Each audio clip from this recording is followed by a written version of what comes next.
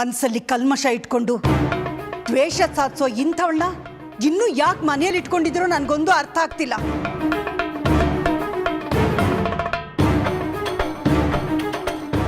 ಪೊಲೀಸ್ನವ್ರು ಬಂದು ಅರೆಸ್ಟ್ ಮಾಡ್ಕೊಂಡು ಹೋದಾಗ ಈ ಮನೆ ಮರ್ಯಾದೆ 3 ಪೈಸೆಗೆ ಹರಾಜಾಯ್ತು. ಅದು ನಿನಗೆ ಗೊತ್ತಾ?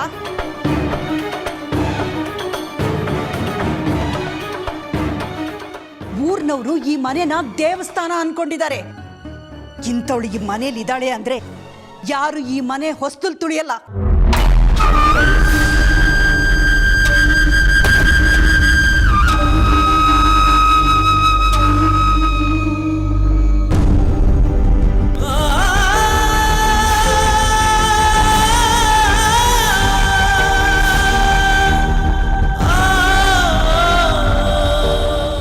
ಆದ್ರೂ ಜನ ಈ ಮನೆ ಮೇಲೆ ನಂಬಿಕೆ ಇಟ್ಟಿದ್ದಾರೆ ಅಂದ್ರೆ ಅದಕ್ಕೆ ಕಾರಣ ಮುತ್ತು ನೀಲಾಂಬರಿನೇ.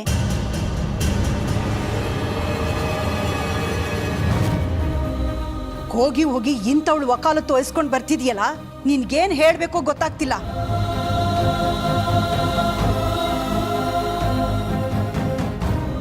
ಮದ್ವೆನೇ ನಡೆಯೋಕೆ ಇಷ್ಟ ಇಲ್ದವಳಿಗೆ ಬಟ್ಟೆ ಬೇರೆ ಕೇಳು.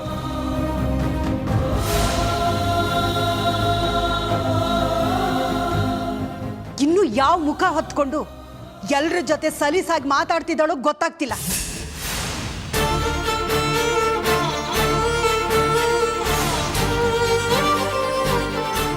ಮುತ್ತು, ನಿನಗೆ ಬೇಜಾರಾದ್ರೂ ಚಿಂತೆ ಇಲ್ಲ. ಈ ಕೊಲೆಗಾರ್ತಿನ ಮಾತ್ರ ಮದುವೆ ಕರ್ಕೊಂಡು ಬರ್ಬೇಡ.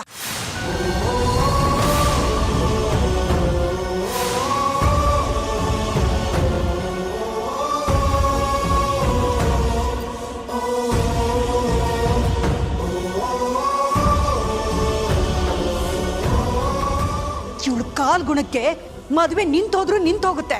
ತಪ್ಪು ತಿಳ್ಕೊಬೇಡಿ ಅತ್ತೆ, ನನ್ನ ಮದುವೆ ದಿನ ಎಲ್ಲರೂ ಸಂತೋಷವಾಗಿರ್ಬೇಕನ್ನೋದೇ ನನ್ನ ಆಸೆ. ಅವಳು ನನಗೆ ವಿಷ ಹಾಕಿ ಸಾಯಿಸೋಕೆ ಪ್ರಯತ್ನ ಪಟ್ಲು, ಆದರೂ ಪರವಾಗಿಲ್ಲ. ಕೆಟ್ಟವರಿಗೆ ಒಳ್ಳೇದು ಮಾಡ್ಬೇಕನ್ನೋದು ನಮ್ಮ ಅತ್ತೆ ಹೇಳ್ಕೊಟ್ಟಿದ್ದಾರೆ.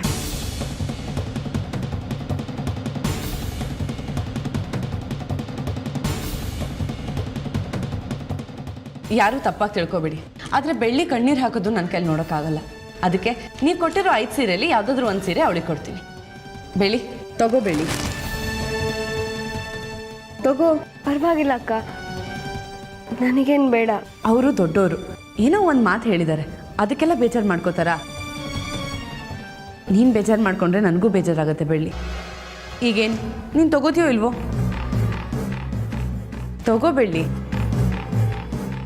ಮದುವೆ ದಿನ ಉಟ್ಕೋ, ಮರಿಬೇಡ ಆಯ್ತಾ?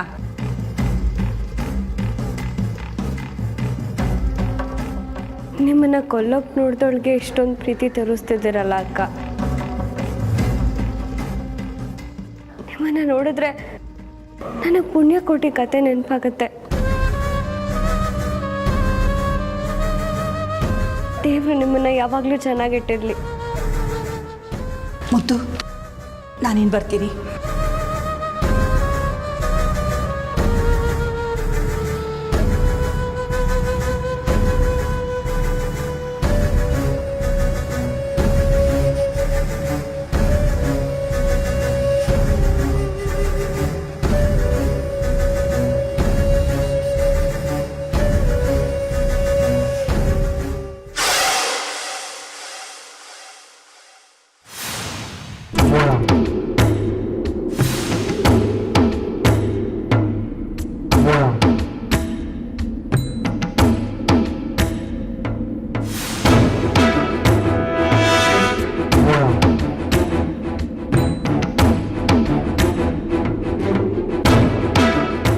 ಬೆಳ್ಳಿ, ದೊಡ್ಡಪ್ಪ ದೊಡ್ಡಮ್ಮನ ಷಷ್ಠಿ ಪೂರ್ತಿಗೆ ನಾವು ಸ್ವಲ್ಪ ತಿಂಡಿಗಳನ್ನ ಮಾಡ್ಕೊಂಡು ತಗೊಂಡು ಹೋಗಬೇಕು. ಹೇಗಿದ್ರು ನೀನು ಅದರಲ್ಲೆಲ್ಲ ಎಕ್ಸ್ಪರ್ಟ್ ಅಲ್ವಾ, ಎಲ್ಲ ತಿಂಡಿ ಮಾಡಿಬಿಡ್ತೀಯಾ? ಸರಿ ಅಕ್ಕ. ಹುಡುಗರಿಗೆಲ್ಲ ಅರೇಂಜ್ ಮಾಡೋಕ್ಕೆ ಹೇಳಿದ್ದೀನಿ, ಹೋಗಿ ಎಲ್ಲ ತಿಂಡಿ ಮಾಡಿಬಿಡು. ಮಾಡಲಿಲ್ಲ ಅಂದರೆ ಬೈತಾರೆ. ಮಾಡೋಣ.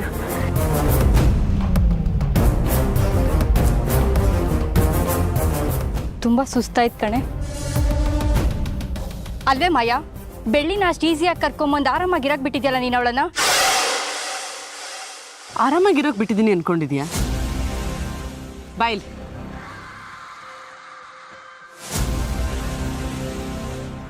ಅಲ್ಲಿ ನೋಡು, ಆ ಎಣ್ಣೆ ಎಷ್ಟು ಕಾದಿರುತ್ತೆ ಅಲ್ವಾ?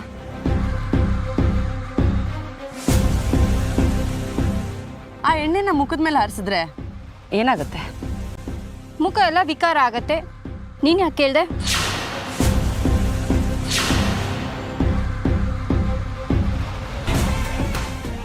ಯಾಕಂದ್ರೆ ಮದ್ವೆ ದಿನ ಬೆಳ್ಳಿ ಯಾರಿಗೂ ಮುಖ ತೋರ್ಸೋಕಾಗ್ದೆ ಎಲ್ರಿಂದ ಅವಮಾನ ಪಟ್ಟು ಫಂಕ್ಷನ್ನೇ ಬಿಟ್ಟು ಹೋಗ್ಬೇಕು. ಅದನ್ನ ನೋಡಿ ನಾನು ಖುಷಿ ಪಡ್ಬೇಕು. ಆ ರೀತಿ ಆಗ್ಬೇಕು ಅಂದ್ರೆ ಈಗ ಎಣ್ಣೆನ ಬೆಳ್ಳಿ ಮುಖಕ್ಕೆ ಸಿಡಿಯೋಕೆ ಮಾಡ್ಬೇಕು. ಹಾಗೆ ಮಾಡ್ಬೇಕು ಅಂದ್ರೆ ಈ ರಿಂಗ್ನ ಆ ಎಣ್ಣೆ ಒಳಗೆ ಬಿಸಾಕ್ಬೇಕು.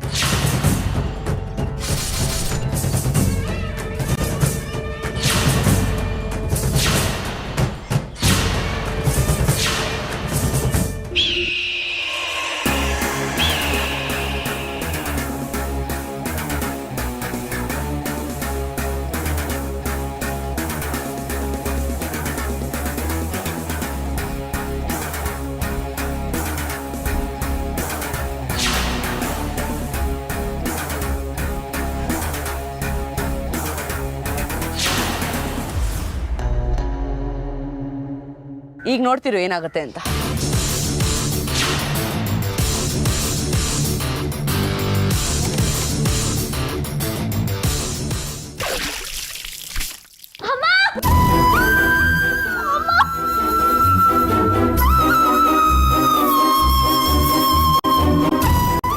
ಬೆಳ್ಳಿ, ಬೆಳ್ಳಿ, ಏನಾಯ್ತು ಬೆಳ್ಳಿ?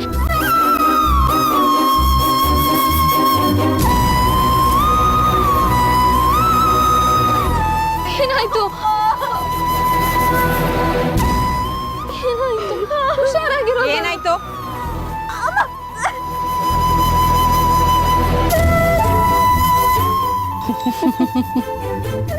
ಈಗ ಡೈರೆಕ್ಟಾಗಿ ಹೋಗಿ ಅವಳ ಮುಖಕ್ಕೆ ಎಣ್ಣೆ ಬಿದ್ದಿರೋದು ನೋಡಿ ಖುಷಿ ಪಡೋಣ. ಬಾ ಬಾ ಬಾ. ಏನಾಯ್ತೆ ನಿನ್ಗೆ? ಯಾಕೆ ಹೇಗೆ ಕಿರ್ಚ್ಕೋತಿದ್ಯಾ?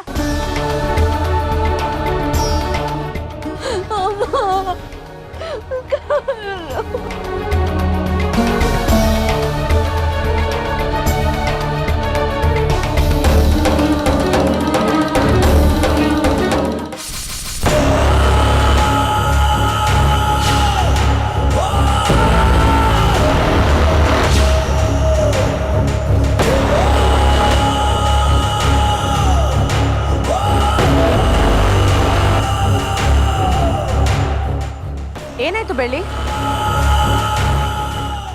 ಮೇಲಿಂದ ರಿಂಗ್ ಬಿದ್ದಿದೆ, ಅಷ್ಟಕ್ಕೆ ಕೂಗಾಡಿ ಕಿರ್ಚಾಡಿ ದೊಡ್ಡ ರಂಪಾಟನೆ ಮಾಡ್ಬಿಟ್ಲು.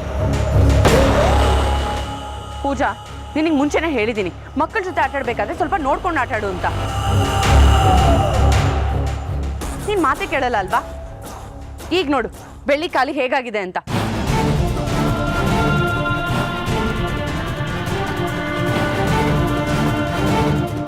ಒಂದ್ ವೇಳೆ ಮುಖಕ್ಕೆ ಬಿದ್ದಿದ್ರೆ ಏನಾಗ್ತಿತ್ತೋ ಏನೋ. ಓ, ಈಗ ಗೊತ್ತಾಯ್ತು, ಇದೆಲ್ಲ ನಿನ್ನ ಕೆಲಸನಾ? ಬೆಳ್ಳಿ ಮುಖಕ್ಕೆ ಎಣ್ಣೆ ಬಿದ್ದು ಗಾಯ ಆಗಲಿ ಅಂತ ಈ ರಿಂಗ್ನ ಎಸ್ತಿದ್ಯಾ? ಈಗ ಅಯ್ಯೋ ಪಾಪ ಅಂತ ನಾಟಕ ಆಡ್ತಿದ್ಯಾ? ನಿನಗೆ ಸದ್ಯದಲ್ಲೇ ಇದೆ ಕಣೆ. ಇಷ್ಟಕ್ಕೆ ಕಾಲು ಕಟ್ಟಾಗಿರೋ ಥರ ಆಡಬೇಡ. ಔಷಧಿ ಹಚ್ಕೊಂಡು ಪಟ ಅಂತ ಕೆಲಸ ಮುಗಿಸು. ನಡೀರಿ ಎಲ್ರು. ನಿನಗೇನು ಸ್ಪೆಷಲ್ ಆಗಿ ಹೇಳಬೇಕಾ? ನಡಿ.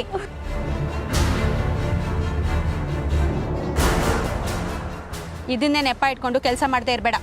ಬೇಗ ಕೆಲಸ ಮುಗಿಸು, ಗೊತ್ತಾಯ್ತಾ?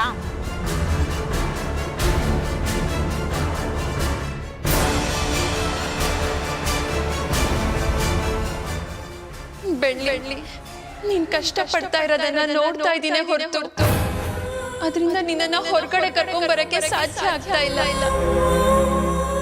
ದಯವಿಟ್ಟು ನನ್ನನ್ನ ಕ್ಷಮಿಸು ಬೆಳ್ಳಿ. ನೀನ್ ಎಲ್ಲ ಕಷ್ಟ ಕಳೆದು ಒಂದು ಒಳ್ಳೆ ದಿನ ಬಂದೇ ಬರುತ್ತೆ. ಅಲ್ಲಿವರೆಗೂ ಧೈರ್ಯವಾಗಿರು. ಈ ಮಾಯಾ ಯಾಕೆ ಇಷ್ಟೊಂದು ಬೆಳ್ಳಿಗೆ ಹಿಂಸೆ ಕೊಡ್ತಿದ್ದಾಳೆ? ಬೆಳ್ಳಿ ತನ್ನ ಪಾಡಿಗೆ ಸುಮ್ಮನೆ ಇದ್ರು ಈ ರಾಕ್ಷಸಿ ಅವಳನ್ನ ಸುಮ್ಮನೆ ಬಿಡ್ತಾ ಇಲ್ಲ. ಅವಳಿಗೂ ಏನ್ ಅನ್ಕೊಂಡಿದ್ದಾಳೆ? ಇಲ್ಲ, ಇವಳನ್ನ ಮಾತ್ರ ಸುಮ್ಮನೆ ಬಿಡಬಾರ್ದು, ಬಗ್ಸ್ಲೇಬೇಕು. ಆದ್ರೆ ನಾನು ಏನಂತ ಮಾಡ್ಲಿ? ಪಚ್ಚೆಕಲ್ ಪುಡಿನ ಅವಳು ತಿನ್ನೋ ಊಟದಲ್ಲಿ ಹಾಕಿ ಸಾಯಿಸೋಣ ಅಂತ ಪ್ರಯತ್ನ ಪಟ್ಟೆ. ಆದ್ರೆ ಬೆಳ್ಳಿ ಆರೋಪನ ತನ್ನ ಏನ್ ಮಾಡೋದಂತಾನೆ ಗೊತ್ತಾಗ್ತಿಲ್ಲ. ಇಲ್ಲ, ಈ ಸರ್ತಿ ಹಂಗ ಆಗ್ಬಾರ್ದು. ಏನಾದ್ರೂ ಮಾಡಿ ಮಾಯಿನ್ ಕಷ್ಟ ಕೊಡ್ಲೇಬೇಕು. ಆದ್ರೆ ಅವಳಿಗೆ ಕಷ್ಟ ಕೊಡೋದಾದ್ರೂ ಹೇಗೆ?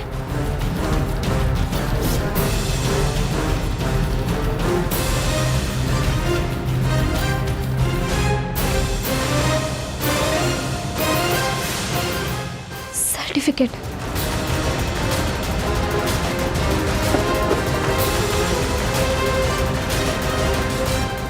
ಇದನ್ನ ಮಾಯಿನ್ ಕಳಿಸ್ತೀನಿ. ಆಗ ಅವಳಿಗೆ ಟೆನ್ಷನ್ ತುಂಬಾ ಜಾಸ್ತಿ ಆಗುತ್ತೆ. ಆಗಿರೋದು ಮಜಾ. ಆದ್ರೆ ಇದನ್ನ ನನ್ನ ನಂಬರಿಂದ ಕಳಿಸ್ಬಾರ್ದು.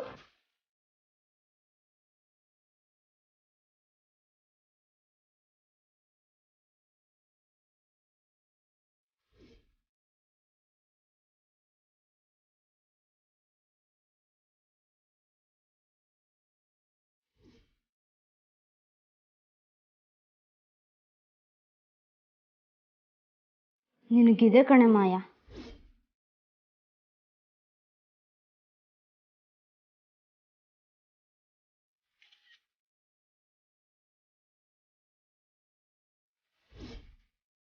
ಮಾಯಾ, ನನ್ನನ್ನೇ ಎದುರಾಕೋತ್ಯಾ?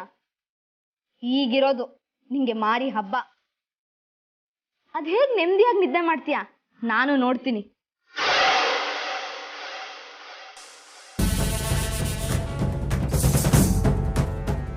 ನನಗೆ ಒಂದು ವಿಚಾರ ಅರ್ಥ ಆಗ್ತಾ ಇಲ್ಲ. ಮುಖಕ್ಕೆ ಹಾರಬೇಕಾಗಿರೋ ಎಣ್ಣೆ ಕಾಲಿಗೆ ಹೇಗೆ ಸಿಡಿತು? ಅವಳಿಗೆ ಕಾಪಾಡೋಕೆ ಯಾರೂ ಇಲ್ಲ ಅಂದಮೇಲೆ ಹೇಗೆ ಬಚಾವ್ ಆಗ್ತಿದ್ದಾಳೆ? ನನಗೊಂದು ಅನುಮಾನ. ಏನು? ಬೆಳ್ಳಿನ ಕಾಪಾಡಿ ಮಾಯ ಆಗ್ತಿರೋ ಆ ಮಾಯಾಂಗಿನಿ ಯಾರು ಅಂತ. ಒಂದ್ ವೇಳೆ ಚಿತ್ರ ಬಂದಿರ್ಬೋದಾ? ನೋ, ಚಿತ್ರಂಗೆ ನಾವಾಗಲೇ ನೀರಲ್ಲಿ ಹೋಮ ಮಾಡಾಗಿದೆ. ಅವಳು ಬರೋದಕ್ಕೆ ಸಾಧ್ಯನೇ ಇಲ್ಲ. ನೀಲಾಂಬರಿ ಅನ್ನೋ ಬೆಂಕಿನ ಎದುರಾಕೊಂಡವಳಿಗೆ ನೀರೆಲ್ಲ ಯಾವ ಲೆಕ್ಕ? ಅದಕ್ಕೆ ಅಲ್ವಾ ಅದೇ ಬೆಂಕಿಲ ಅವಳನ್ನ ಸುಟ್ಟಾಕಿದ್ದು. ಅನ್ಕೊಂಡಷ್ಟು ಸಾಮಾನ್ಯ ಅಲ್ಲ ಚಿತ್ರ. ಬಂದ್ರು ಬರಬಹುದು. ಸಾಕು ಅದಕ್ಕೆ. ಚಿತ್ರ ಚಿತ್ರ ಚಿತ್ರ. ಏಯ್, ಹೋಗೆ ಒಂದ್ ಲೋಟ ನೀರು ತಗೊಂಡ್ ಬಾ. ಯಾಕೆ ಮಾಯಾ, ಟೆನ್ಷನ್ ಆಗ್ತಿದ್ಯಾ? ಹಾಗೇನಿಲ್ವಲ್ಲ, ನಿನ್ ಮುಖದಲ್ಲೇ ಗೊತ್ತಾಗ್ತಿದೆ. ಏನು ಕಿಂಡಲ್ಲ? ಇಲ್ಲಪ್ಪ, ಚಿತ್ರನ ವಿಷಯ ಹೇಳಿದ ತಕ್ಷಣ ನೀರು ತಗೊಂಡ್ ಬಾ ಅಂದ್ಯಲ್ಲ, ಅದಕ್ಕೆ ಕೇಳಿದೆ ಅಷ್ಟೇ. ಯಾಕೆ ನಿಮ್ ಮುಂದೆ ನಾನು ನೀರು ಕುಡಿಯೋಗಿಲ್ವಾ? ಅಯ್ಯೋ ಹೋಗ್ಲಿ ಬಿಡು ಮಾಯಾ. ಸತ್ತೋಗಿರೋ ವಿಷಯಕ್ಕೆ ನಾನು ನೀನು ಯಾಕೆ ಜಗಳ ಆಡ್ಬೇಕು? ಹಾಲು ಸಕ್ಕರೆ ತರ ಇದೀವಿ, ಹಾಗೆ ಚೆನ್ನಾಗಿರೋಣ. ನಂಗೊಂದು ಸ್ವಲ್ಪ ಕೆಲಸ ಇದೆ, ಬರ್ತೀನಿ.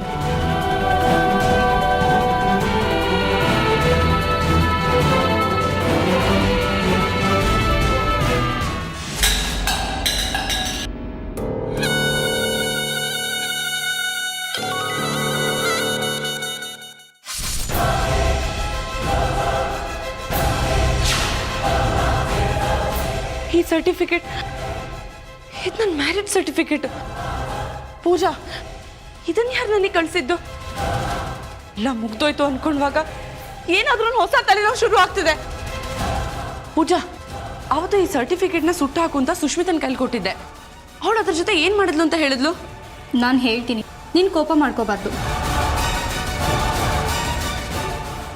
ಏಯ್, ನಿಮಗೆ ಸ್ವಲ್ಪನಾದ್ರೂ ಬುದ್ಧಿ ಇದೆಯಾ? ಆ ಸರ್ಟಿಫಿಕೇಟ್ನ ಸುಟ್ಟು ಬೂದಿ ಮಾಡಿ ಅಂತ ಕೊಟ್ರೆ 4 ಪೀಸ್ ಮಾಡಿ ಬಿಸಾಕಿದ್ದೀರಾ. ನಿಮ್ಗೆ ಏನಂತ ಹೇಳಿ? ಆ ಪೇಪರ್ನ ಗಮ್ ಹಾಕಿ ಅಂಟಿಸ್ಬೋದು ಅನ್ನೋ ಕಾಮನ್ ಸೆನ್ಸ್ ಇಲ್ವಾ? ಈಗ ನೋಡು, ಆ ಸರ್ಟಿಫಿಕೇಟ್ನ ಯಾರೋ ಗಮ್ ಹಾಕಿ ಅಂಟಿಸಿ ನನ್ನನ್ನು ಬ್ಲ್ಯಾಕ್ ಮೇಲ್ ಮಾಡ್ತಿದ್ದಾರೆ. ಆದರೆ ಹೊರಗಿನವ್ರು ಯಾರು ಆ ರೂಮ್ಗೆ ಹೋಗೋಕೆ ಸಾಧ್ಯ ಇಲ್ಲ ಅಂದಮೇಲೆ ಈ ಮನೇಲಿ ಅಂಥ ಬುದ್ಧಿವಂತರು ಯಾರಿದ್ದಾರೆ? ಹಾಂ, ಬೆಳ್ಳಿ ಏನಾದರೂ ಇರ್ಬೋದಾ ಮಾಯಾ? ಇಲ್ಲ, ಅವಳಿಗಷ್ಟು ಧೈರ್ಯ ಇಲ್ಲ. ಇರೋದೇ ಇಬ್ರೆ, ಒಂದು ಬೆಳ್ಳಿ, ಅವಳಲ್ಲ ಅಂದಮೇಲೆ ಹರಿಣಿನೇ. ಡಿವೋರ್ಸ್ ಕೊಡಿಸಿ ಮನೆ ಬಿಟ್ಟು ಕಳಿಸ್ತೀವಿ ಅಂದ್ರೂ ಭಯ ಪಡ್ದೆ ಪದೇ ಪದೇ ನನ್ನ ಕೆಣ್ಕೋಕ್ ನೋಡ್ತಿದ್ದಾಳೆ. ಆದರೆ ನಾನು ನಾಗರಾವಿನ ಥರ ಅಂತ ಅವಳಿಗಿನ್ನೂ ಗೊತ್ತಿಲ್ಲ. ಒಂದ್ಸರಿ ಹೆಡೆ ಎತ್ತು ಕುಕ್ಕಿದ್ರೆ ಮತ್ತೆ ಮೇಲೆ ಕೇಳಲೇಬಾರ್ದು. ಡೌಟ್ ಯಾಕೆ? ಬಂದಿರೋ ನಂಬರ್ಗೆ ಕಾಲ್ ಮಾಡು ಅಷ್ಟೇ. ಕರೆಕ್ಟ್.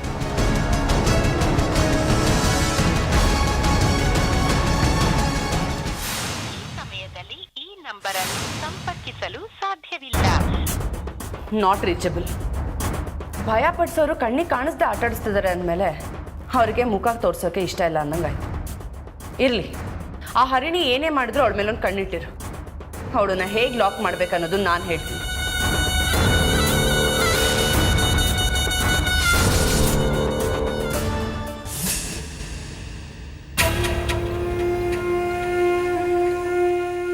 ಮುಗಿತಾ ಬೆಳ್ಳಿ? ಹಾಂ ಅಕ್ಕ. ಅದನ್ನ ಅಲ್ಲಿ ಇಟ್ಬಿಡು, ಇನ್ನೊಂದು ಸ್ವಲ್ಪ ಕೆಲಸ ಇದೆ, ಹೇಳ್ತೀನಿ. ಹೋಗು.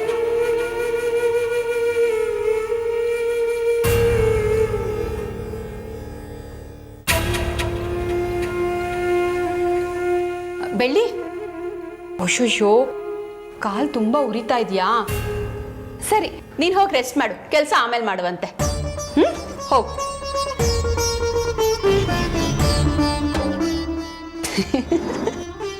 ನನಗಂತೂ ಒಳ್ಳೆ ಮನೆ ಕೆಲಸದಳು ಸಿಕ್ಕಿದ್ದಾಳೆ.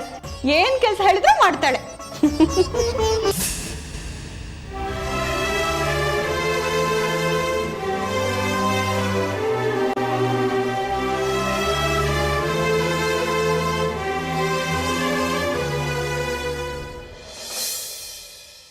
ಬೆಳ್ಳಿ, ತುಂಬ ನೋವಾಗ್ತಿದ್ಯಾ? ನನ್ನನ್ನು ಕ್ಷಮಿಸ್ಬಿಡು ಬೆಳ್ಳಿ. ನಿಂಗೆ ಏನೇ ಆದರೂ ದೂರದಿಂದ ನಿಂತ್ಕೊಂಡು ನೋಡ್ತಿದ್ದೇನೆ ಹೊರತು ಹತ್ರ ಬಂದು ಸಹಾಯ ಮಾಡೋಕ್ಕಾಗ್ತಾ ಇಲ್ಲ. ಪರವಾಗಿಲ್ಲ ಹರಡಿ, ನೀನು ದೂರನೇ ಇದ್ರೂ ಬೇಜಾರಿಲ್ಲ. ನನ್ನ ಜೊತೇಲಿದೆಯಲ್ಲ ಅಷ್ಟು ಸಾಕು. ನಿನಗೆ ಕಷ್ಟನೆಲ್ಲ ಕಮ್ಮಿ ಮಾಡಬೇಕು ಅಂತಾನೆ ಆಟಮ್ ಬಾಂಬ್ ತಂದಿದ್ದೀನಿ, ನೋಡಿಲಿ.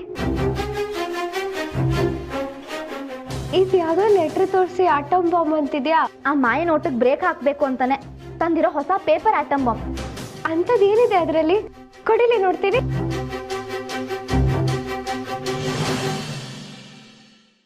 ಇದನ್ನೊಂದನ್ನ ಇಟ್ಕೊಂಡು ಮಾಯಿನ ಬುಗ್ರಿ ಆಡ್ಸ್ದಂಗೆ ಆಡಿಸ್ಬೋದು, ಗೊತ್ತಾ? ಇದ್ರಲ್ಲಿ ಏನಿದೆ ಅಂತಾನೆ ಅರ್ಥ ಆಗ್ತಿಲ್ಲ. ಮಾಯಿಕನ್ ಫೋಟೋ ಇದೆ.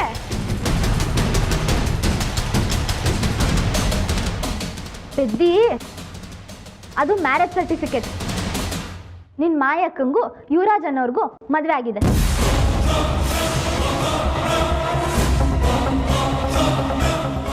ಅವರಿಬ್ರು ಇಷ್ಟಪಟ್ಟು ಮದುವೆ ಆಗಿದ್ದಕ್ಕೆ ಇದೇ ಸಾಕ್ಷಿ.